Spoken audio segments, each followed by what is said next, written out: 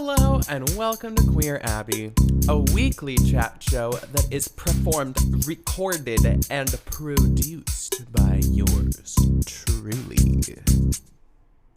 Hi everyone, welcome to the 26th episode of Queer Abbey. I'm your host Wilson, and I appreciate you for tuning in. 26 episodes deep, y'all. I am almost done with my first term of my last year of school. That's the first thing I gotta say. The next thing I gotta say is, wow, I'm gonna go see Wicked tonight. Am I the only person that has a suspicious understanding of Cynthia Erivo and Ariana Grande's friendship / relationship that they are in? It almost feels like they wire a bunch, like they're so wired, and they like rail a bunch of coke before every interview, and they're like extremely codependent baby people that are like constantly groping each other and like doing this really like supportive fawning type thing. It's really weird.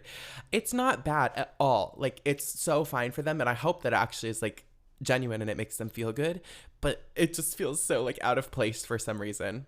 Maybe it's because they're super rich and I have a hard time empathizing with them, but like, yeah, I don't know. I think it's some sort of marketing thing. Oh, I got cinnamon rolls in the microwave, I forgot. So I'm gonna go eat those and I'll be right back. Nice, yeah. Ooh, wow. Okay, I am back. I'm happy to report that I have just consumed 2 cinnamon rolls, reheated, and they were very good. Yep. Cinnamon rolls never fail to make me feel like a little fat kid because I cannot stop eating them. I will be very vulnerable and let my audience know that I ate at least 4 of them when I baked them last night, and then I just ate 2 more. So they're little though. You know, when you're a little kid and everything so much it's just the world seems so much bigger to you. 4 cinnamon rolls would have been absurd when I was little, but now it's very reasonable. That's clearly exactly how many cinnamon rolls I need, because I'm a full-grown adult, and I need 4 cinnamon rolls. No, not really. I don't actually need 4 cinnamon rolls, but I think that my desire for excessive consumption is symptomatic. It is a feature of living in a capitalistic society where we place so much value in the stuff that we have and the time that we get to indulge. We attach a sense of scarcity to the cinnamon rolls. Like, well, you don't know when you're gonna get to have cinnamon rolls again, so you better eat 4 of them, you fat bitch. You know what I mean? Like, I don't know the next time that I'll be happy, so I must indulge it fully in this moment in every hedonistic way in order to savor it and escape from the doom that is living in a capitalistic society and feeling completely alone in all of your endeavors. So that's, yeah, anyway, I was thinking about that while I was eating those cinnamon rolls. Yeah, I'm excited to see Wicked, though. The Wicked book, The Life and Times of the Wicked Witch of the West, is really weird. I haven't actually read it, but I know, like, about some of the fun features of the plot. Like, did you know that Elphaba, the name, comes from the letters of the author's name? It's like LFB, and so they kind of turn that to Elphaba. Elphaba. And in the book, there's all these weird, wild sexual scenes that happen with Elphaba. She's like green because she's of the earth, and Glinda is all associated with the air element. And Elphaba is like, yeah, she's like a dirty girl. She rides her magic broom, but like she like fucks it kinda, and she like grinds her pussy all on it, and then she has sex with Fiero, one of the characters that's like an Aussian guy, and then he fucks her so good that she grows crystals all over her pussy. I'm not joking. Like, that's actually a large part of the original Wicked like book anthology. I need to invest some time and just read it, although I've heard that the book just really isn't as good as the stage play, but I think it would be fun to know all of those nasty little details. Quite steamy, if you will. She's got that jade egg up her pussy. Oh, I wrote this really funky little bass line the other day, and I'm fleshing it out into an entire song. And I'm excited about it. It's been a couple weeks since I've written any music that I was really excited about. So you'll probably get to hear that sooner than later, you know? I want to make it a habit to finish and release projects that I'm working on because I'm getting to a point in my musical writing and production that I feel confident that it's pretty good, and I would like to share it with people so they can listen to it if they want to. I have a song that's mostly written. I've written like this kind of chorus part, but I want to expand the song and make it longer and write some verses to like tuck in as well. It's called Inside. And then this next one that I'm writing, I don't have a title for it yet, but it's kind of about like consumerism and like nature in a way. And both of these songs have a similar instrumentation where it's mostly bass, this really slappy, stringy bass sound, and my voice. Some very tender, close singing. And I want to finish both of these songs up within the next, maybe before the end of the year. How about that? And then release them on Spotify. Yay! I'm a real musician. I really like writing little bass lines. It's really fun to think about all of the music theory that goes into making something catchy, writing like a cool, nice hook, I guess you could say, because it's so pattern-based, but at the same time, it's very creative because you can do whatever you want, but there's all of these observable patterns within music that we know, like, oh, this thing makes people feel this way, and in combination with this, it does this other thing. And it's just all so exciting, the alchemy of writing music. I truly love it. I don't ever really see myself being a teacher. I've always sort of detested the idea of being in a classroom with children. But I'm realizing that I actually do love to teach people things that I'm passionate about, obviously. And maybe I will have a songwriting class one day. That would be kind of fun. I would love to share with people the excitement that I have for learning about that, really. I think all of the best teachers that I have had have been learners. That's such a corny thing to say, but like, you know, when your teachers it feels like they're working alongside you and encouraging you because they're like there to discover things themselves, or they're invested in the work that you're going to do or potentially could do. It's a really awesome feeling to collaborate with people and connect with them on that level, as opposed to that sort of Western classroom setting that we're supposed to adhere to, which is very rigid. Like, the teacher knows everything and the students are these empty vessels, and the teacher's going to fill up these empty heads with all of this knowledge that they have. But that's just not the case, you know? We all have these different perspectives that we bring to things, especially like in the sphere of higher education. You have people coming from all over the world of all different age groups. And there's sometimes the students are older than the teachers, you know, inherently there's just different experience that everybody brings. And that's the cool thing about music, you know, writing music mostly by myself. It's kind of selfish, you know, like it's all centered around my voice and my ideas. It can be really cool to collaborate and synthesize things based on what other people know as well, you know, because other people would make choices that I would never make just because I don't even know to make that choice. You know what I mean? That's the beauty of collaboration. It changes the color of everything and opens up new possibilities for you.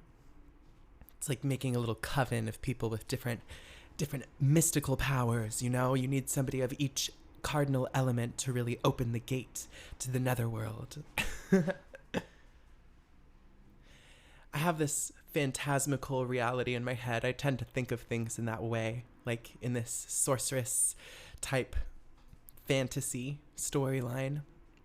What element is this and that, and what I don't want to get too into it. It feels vulnerable. It's very like childlike, and I think something that everybody participates in on some level, that sort of phantasmical understanding of your life. But like, it's really important to me, you know? I have a fondness for the idea of magic and the impossible, and it manifests itself oftentimes in music because it's a place that we're allowed to tell stories and to be creative, which is so beautiful and important. So, hey, you people listening out there, come make music with me, okay?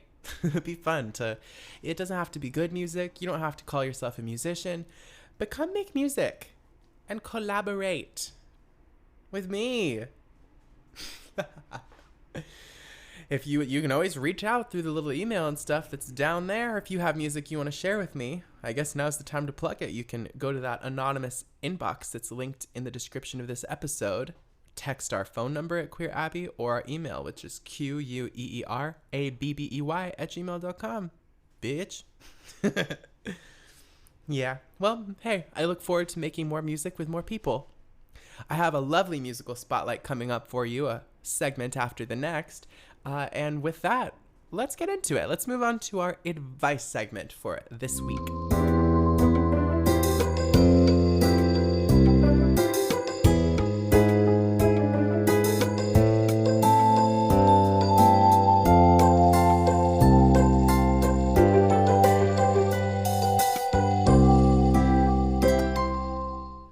Yay! Welcome to the advice segment of this week of Queer Abbey. I don't know what that voice was supposed to be. I kind of sounded like some sort of ghost with a speech impediment. Welcome to this week's episode of Queer Abbey. Oh! We have too much fun here. We really do.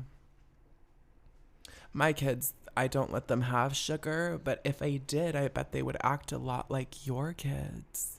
Yeah. Anyway, I have a PTA meeting that I need to get to, so I'm going to go ahead and get in my Escalade and be right off.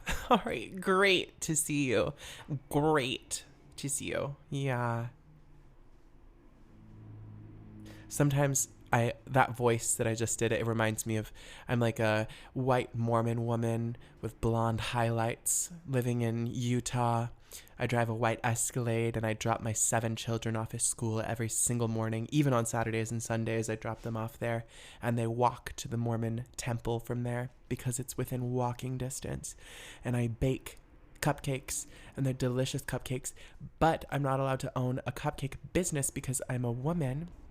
And so David, my husband, actually owns the cupcake business, but I do all of the work, and he just owns all of the assets because he's a man. And I'm very passive-aggressive, and I hate other women. My name's maybe Amanda or Riley or something like that. And yeah, I go to my hairdresser every 2 weeks to get my blonde roots touched up, or my brown roots dyed blonde or touched up, whatever. And that's when I go and I gossip and I really come alive in that setting, the hair salon, with bleach on my roots. I talk about the ladies at the PTA, the ladies that come into my cupcake business, and the ladies at the temple and how they show their slutty knees to my husband, David. Can you tell that I grew up around Mormon people? Maybe this is just my way of enacting that trauma. Anyway, okay, so let's give some advice.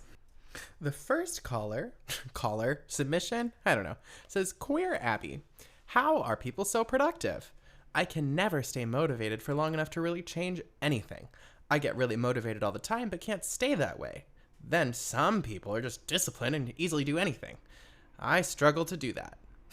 Well, okay. Anonymous caller, how are people so productive? Well, let's call something into question. What is your idea of productive? Are you noticing that other people go to the gym every day? Or that they have a job that's really involved and they make a lot of money or something? That maybe people who are politically involved. Maybe that's what's important to be productive. What is productivity to you? Because we live in a society that commoditizes things that are actually inappropriate to commoditize, like our time and our body. And I understand that you think it's your responsibility to motivate yourself to do everything and more, but bitch, it's not. You actually are probably doing all that you can with the facilities that you have. I watched a TED Talk. It was something Abeyta. Their last name was spelled Abeyta, and it was about children in school and like troubled children and how children are sort of a good litmus because they just do the best they can with all of the resources that they have.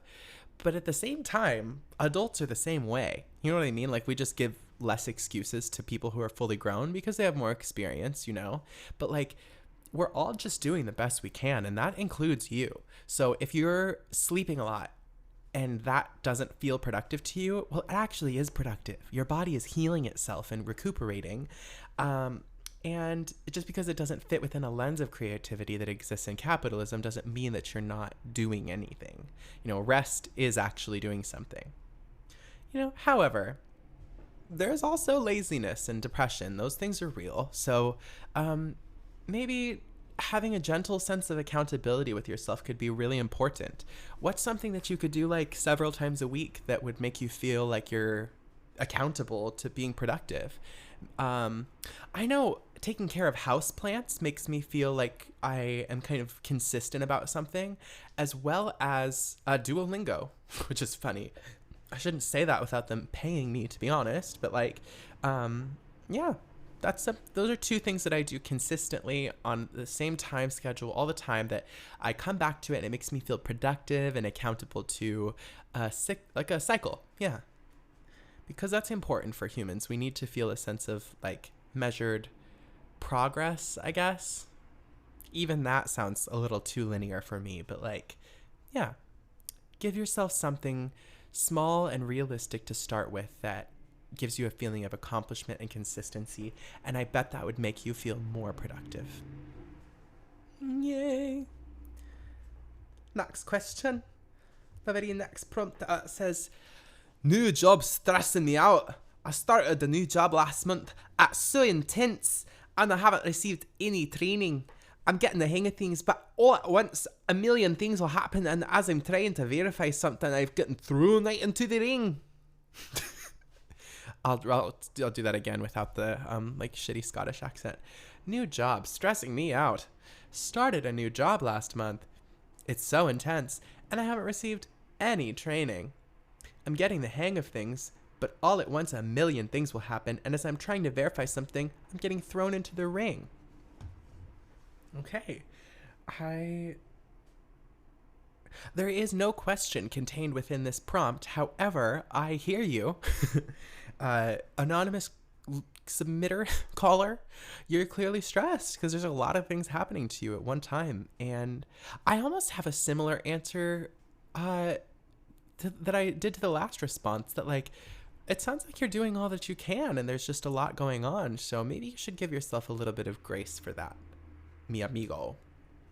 Starting a new job can really activate all of my fucking flight or fight senses. I'm just oh my God. And I my heart rate goes up and I've got all this adrenaline because I want to do a good job. And I think it's almost similar to stage fright, where you get nervous before a performance because you care and you're trying to learn everything and actively be engaged in this process of learning how to do the job. Don't invest too much personally into your job. I know that's a shitty thing to say, but we don't live in a world that rewards you for being an extremely good person at work. You know what I mean? Work is a means to an end. It's a way to put food on the table for 99.9% of people. Probably, I don't know. I'm not good at math. No, I am good at math, but yeah, most people are working as a means to an end to afford to live, and it's not necessarily involved with their great passion or anything. It's just you need to do it, and so that's probably the case for you too.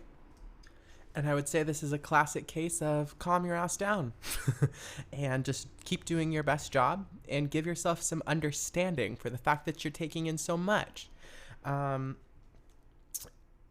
It's possible to get fired from a job. It's possible to fuck up, and there are even consequences that can happen when you do that. But would the world end? No. Is it even going to happen? Probably not. You're clearly concerned and have the genuine will to show up and do a good job. So you're probably going to do that, and maybe you could learn to do it with a little bit less self-destructive thinking, Fierce. Well, I'm going to call it because I don't have that many responses right now in my inbox. So if you are listening to this, hey, why not submit a question, a query, a concern, even just a funny story that I can comment on, and I would be happy to give you a little spotlight on next week or the week after that on Queer Abbey. Yep, so please reach out with these quandaries. You can reach us at 503-567-2053 or email queerabbey@gmail.com, QueerAbbey queerabbey@gmail.com, or you can just click on that link that's in the fucking description. Just do that. That's what almost everyone else does. Thank you so much for listening to my questionable advice. Let's move on to our musical spotlight.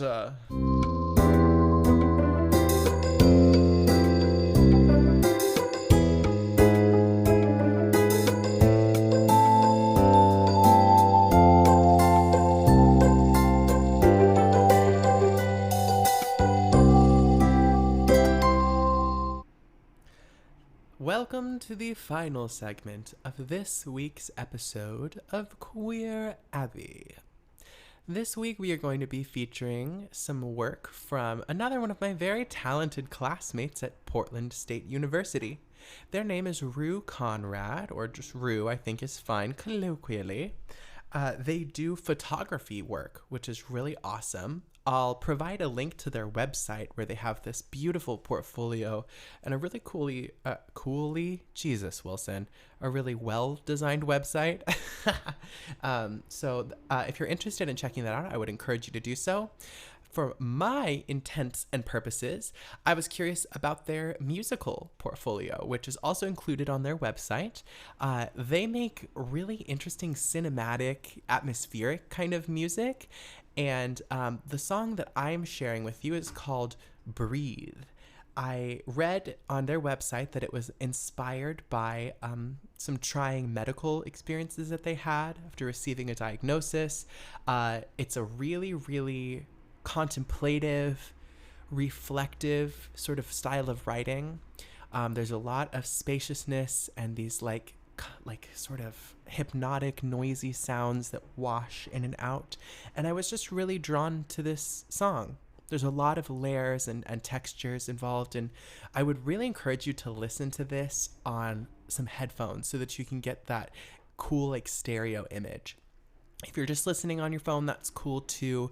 Breathe is going to be a whole experience for you.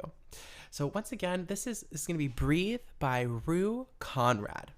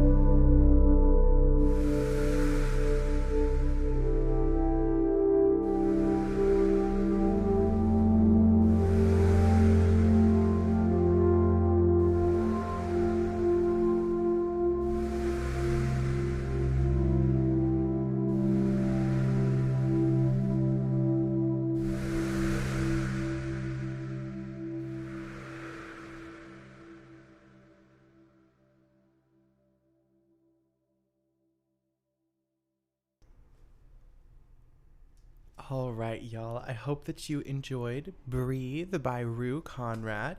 I believe that I forgot to say, this is from an EP that is titled And Then I Wondered. You are invited to follow the link in the description of this episode to rueonthecoast.com and check out the rest of this EP as well as their other musical works and photography. When I listen to Breathe, I see this whole procession. It starts out with this breath-like sound, and then you've got this like synthy, heavenly sort of celestial accompaniment that kicks in almost immediately. And I see like somebody, like a camera zooming in on somebody breathing and the sound of their breath becoming that diegetic music, and then you've got this symphonic celestial element that comes in, and I could see the scene melting into this surreal celestial atmosphere, or maybe this procession of somebody thinking or imagining something, and it just morphing into this languid, cool breath song. Yeah. I would love to explore doing more work with video. It's something I'm super interested in, and I think that's kind of the icing on Rue's cake, is making cinematic and like multimedia art, which I love that. I hope to make more friends that are into film art and that I can collaborate with in that way. So again, if any of you listening are into that, go ahead and hit me up. That is about all I've got for you. I am growing excited to go watch the Wicked premiere, and I just appreciate all of you for being here at the end of the episode. This is number 26. I'm proud of myself for keeping this little guy going, and I'm excited to see where it keeps on going to. So that's all for now, folks. I hope you have a lovely week. I love you, and I'll see you next time, okay? Bye.